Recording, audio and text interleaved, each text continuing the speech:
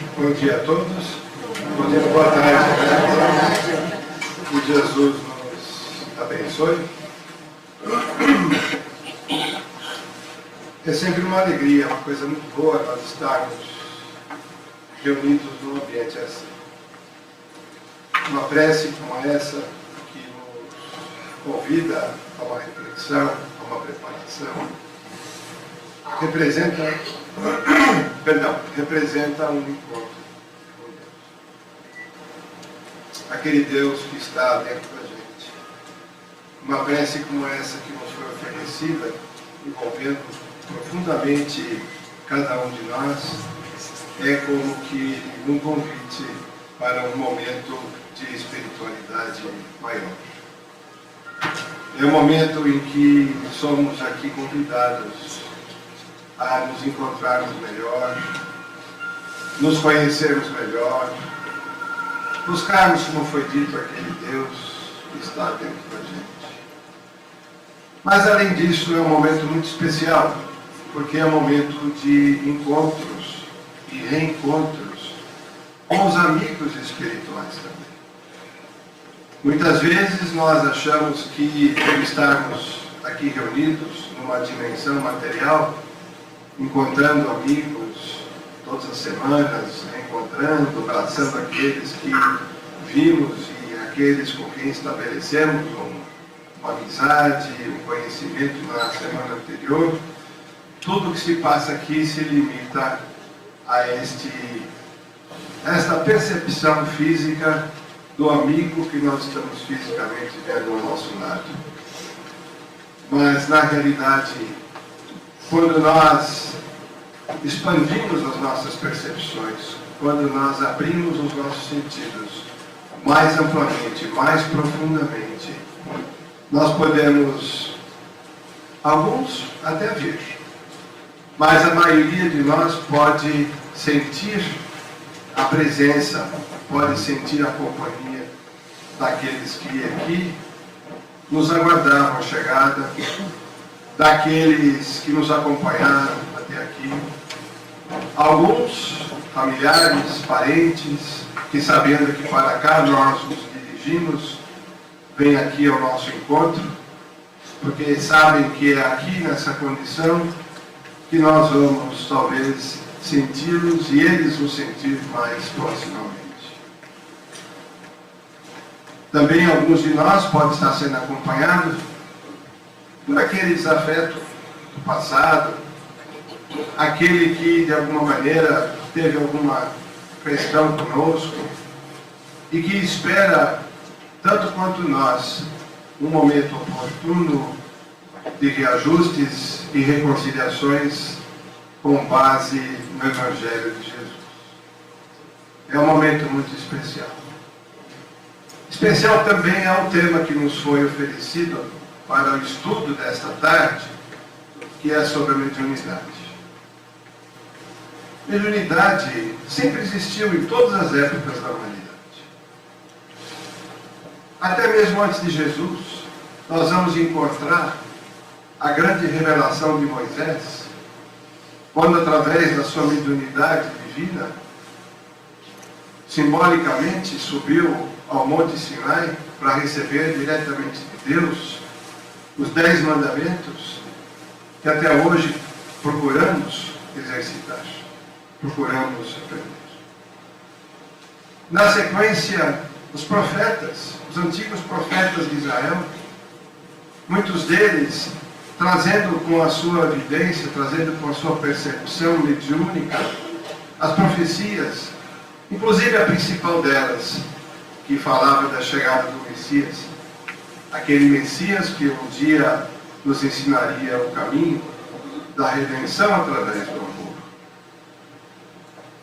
Chega a época de Jesus, aonde os chamados milagres eram tão ostensivos, numa mediunidade chamada ostensiva, que permitiu as curas, os milagres chamados, permitiu a multiplicação dos pães, a transformação da água em vinho, a expulsão daqueles irmãos que se diziam endemoniados. Quantos fenômenos maravilhosos que marcaram aquela época através da mediunidade ostensiva do Cristo. Mediunidade de amor, o grande médium, o médium de Deus, junto a nós todos.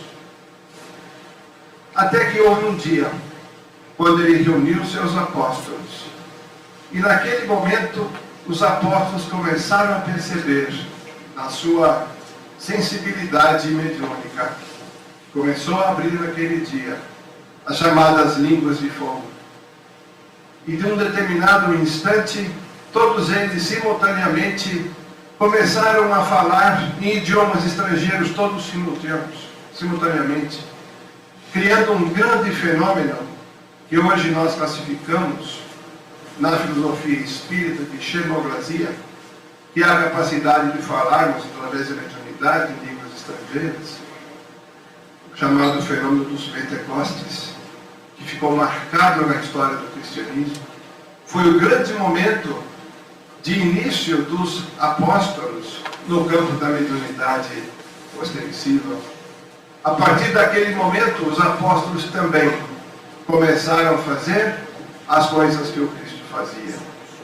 Aliás, ele já havia pronunciado isso, quando ele dizia aos apóstolos que eles poderiam fazer tudo aquilo que ele fazia e muito mais, porque eles também eram deuses.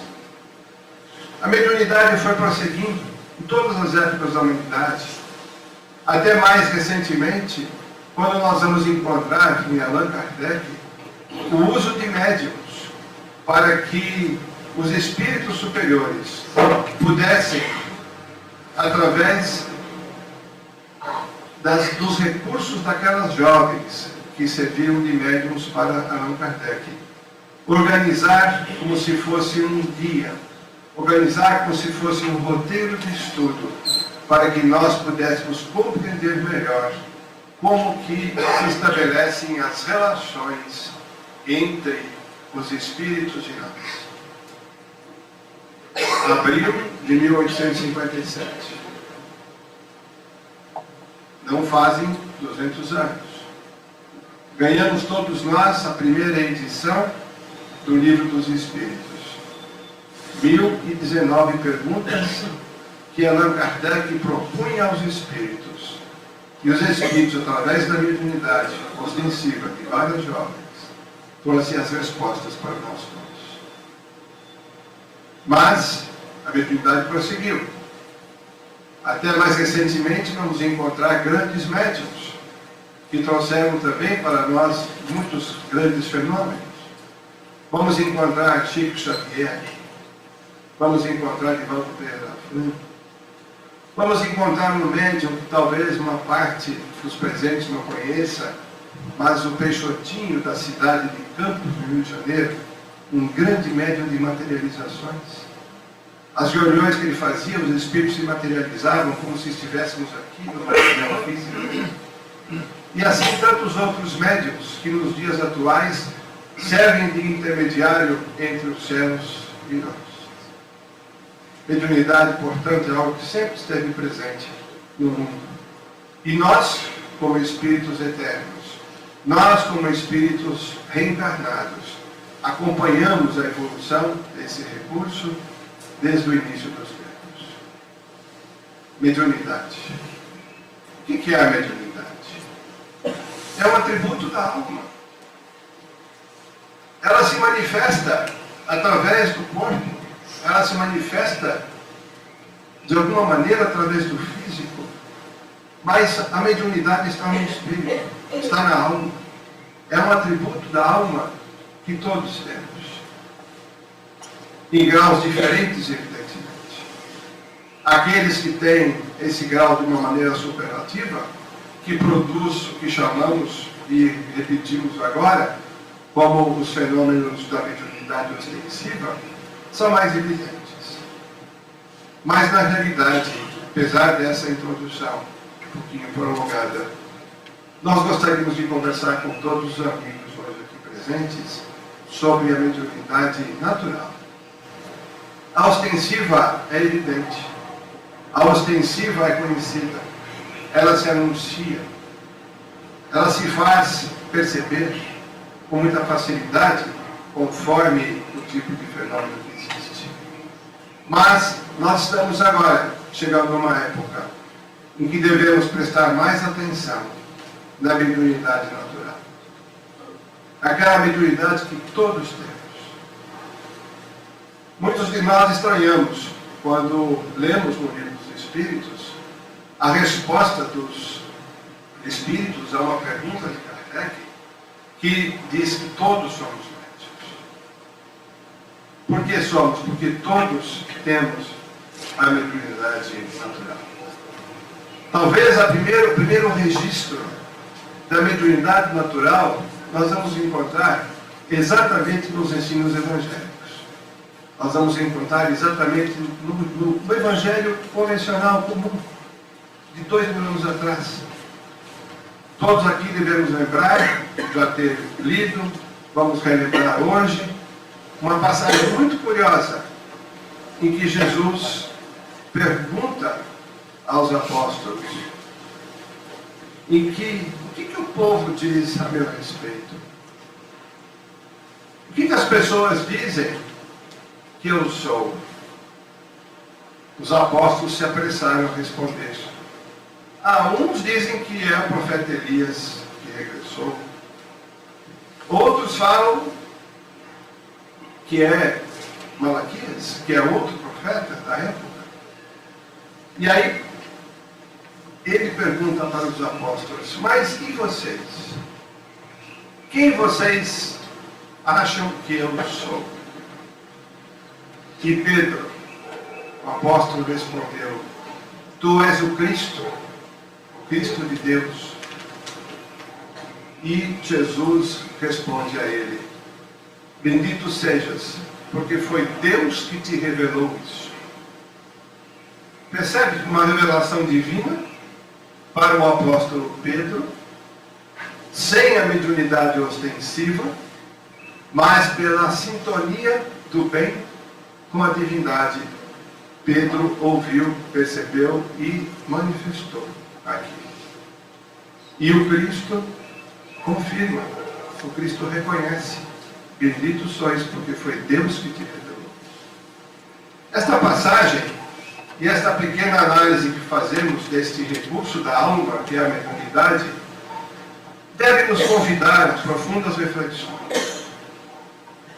Porque se todos somos médiuns, e se todos temos a capacidade de podermos, em algum momento, termos sintonias desse tipo, o que isso representa para o caminho de cada um de nós? O caminho evolutivo de cada um de nós. Independente da idade, independente das circunstâncias, independente da classe social, independente do nível educacional, o que isso representa para cada um de nós? Allan Kardec, na sua aguçada análise das coisas que ele observava, porque ele observava os efeitos mediúnicos ostensivos e tirava deles conclusões. Perguntava aos espíritos e as jovens médiuns respondiam o que os espíritos lhes transmitiam. Uma manifestação ostensiva da psicofonia ou da psicografia, muitas vezes. E numa desses momentos, Allan Kardec fez uma pergunta aos espíritos. Os espíritos podem influenciar-nos? Os espíritos podem influenciar os nossos pensamentos e as nossas ações? Resposta dos espíritos: muito mais do que pensais. Vocês não percebem, mas não raro são eles que nos dirigem. Espíritos superiores respondem para Kardec que nós podemos ser influenciados em nossos pensamentos pelos nossos espíritos numa proporção maior do que a gente imagina. Isto é um convite, primeiramente, para que nós nos abramos um pouquinho mais para aquela circunstância da dimensão espiritual, abdicando um pouco do nosso eu fechadinho, íntimo, em que nós achamos que tudo se passa dentro de mim, que tudo se passa dentro de um mundo fechado chamado eu. É um convite a deixarmos os pensamentos egóicos de lado um pouquinho mais e começarmos a nos abrir para uma dimensão que é a chamada dimensão do Espírito, a época do Espírito, a época do terceiro milênio que se aproxima. Este convite, esta reflexão, nos permite também tirar uma conclusão. Ora, se estes espíritos, se os espíritos podem me influenciar, como é que isto se processa? Nós somos então como se fôssemos marionetes dos espíritos? Quando começamos a ler as perguntas seguintes que Allan Kardec fez aos espíritos, vamos percebendo que existem leis que regem essas relações.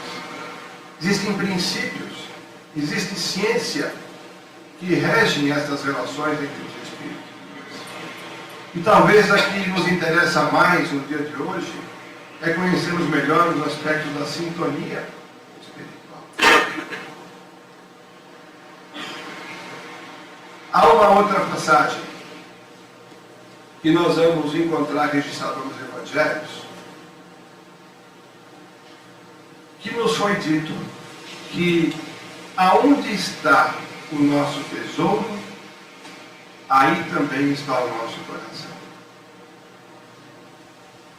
A filosofia espírita, antes de simplesmente dogmatizar as coisas, antes de simplesmente cultuar símbolos, antes de criar mantras que simplesmente repetem com as palavras, a filosofia espírita, os espíritos nos estimulam a refletirmos, usando a expressão que Jesus utilizou, que dizia: em verdade, em espírito e verdade, eu vos digo.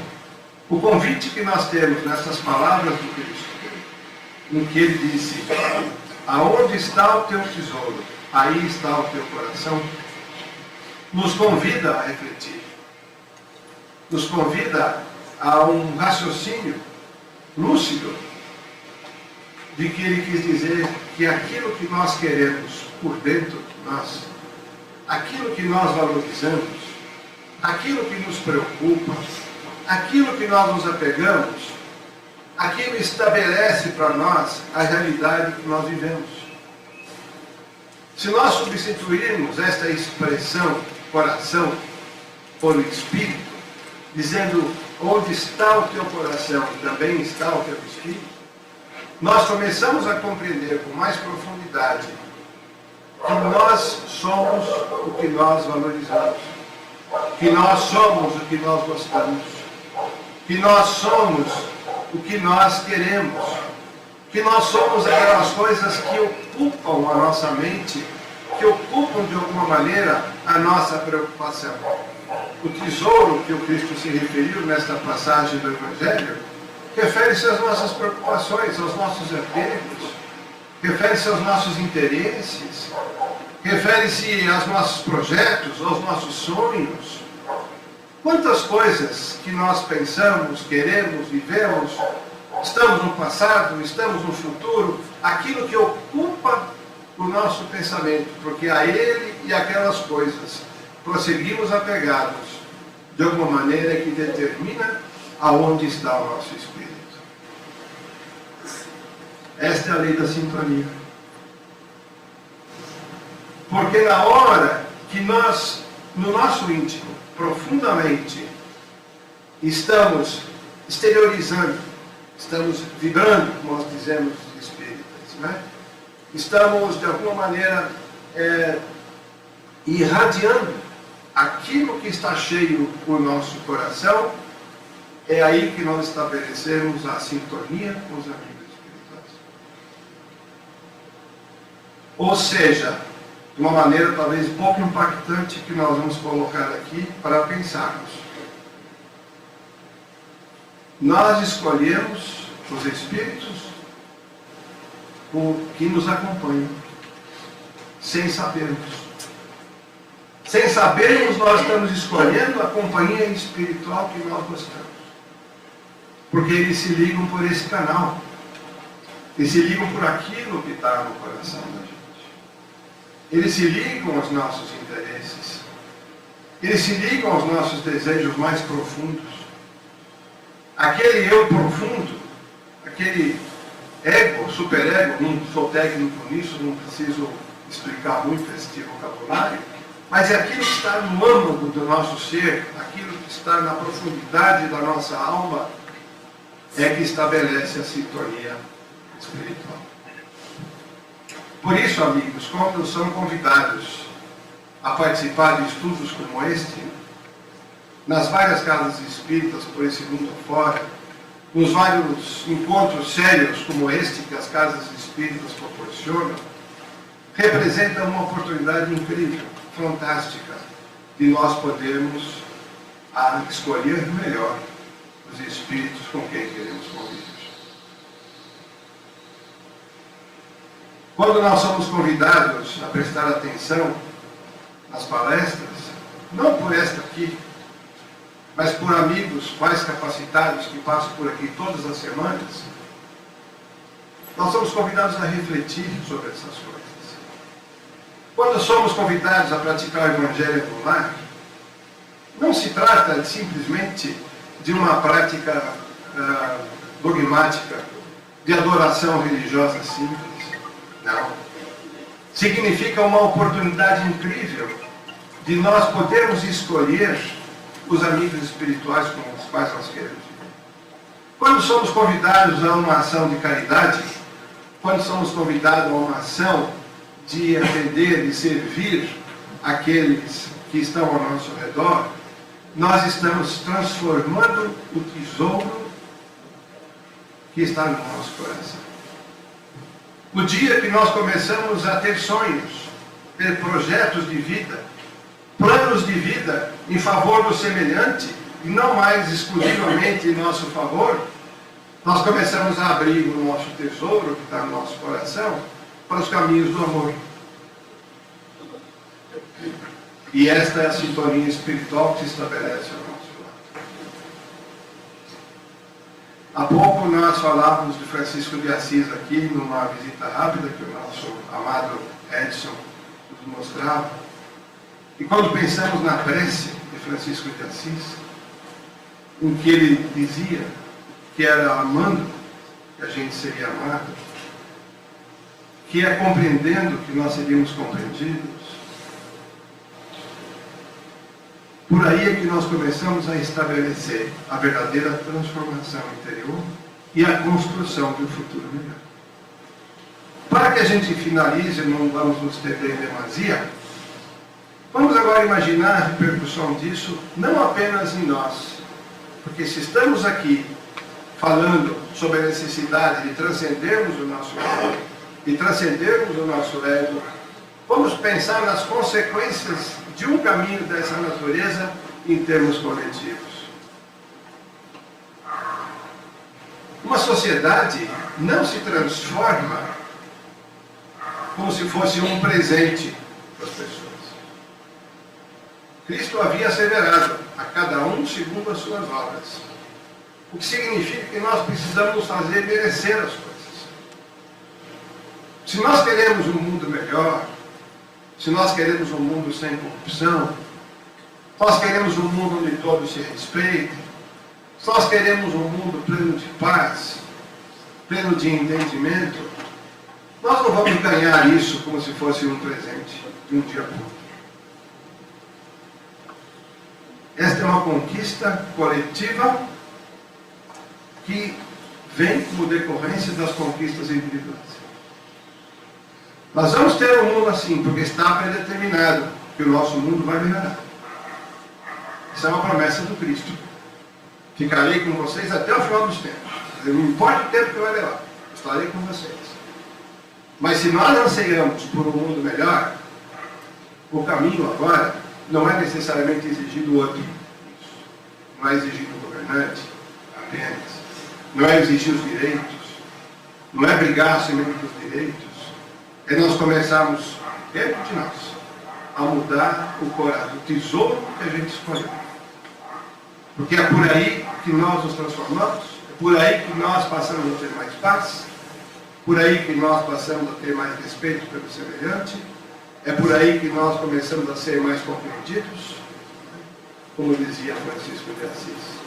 E por decorrência, quando muitos fizerem isto, o mundo já estará melhor por uma decorrência.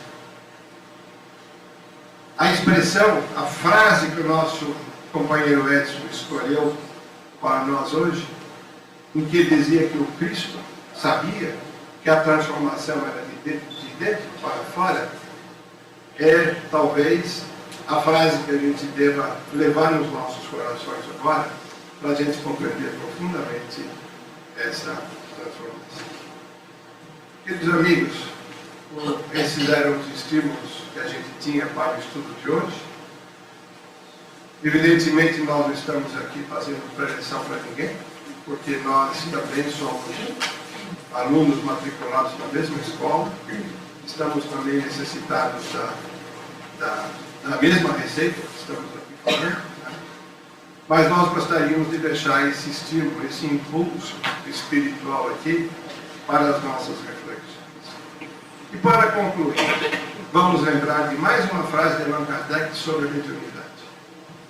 Vamos lembrar que, num certo trecho, ele perguntou aos espíritos quem seriam os bons médiuns. Como é que nós poderíamos conhecer uma boa obra? As respostas vieram. Os bons médiuns são aqueles que estão acompanhados dos bons espíritos. Veja que interessante. Ele não disse que o médium era bom por causa do grau ou da ostensividade que sua mediunidade tinha. Ele disse que os bons médiuns podia ver pela qualidade dos espíritos que o acompanhavam. Porque aí está a sintonia. Mesmo aqueles que não são ostensivos. Por isso que nós vamos encontrar em trabalhos como este que está aqui, a cúpula espiritual de uma casa como essa, que está sintonizado com o bem, que está sintonizado com a proposta de mediunidade que esta casa possui.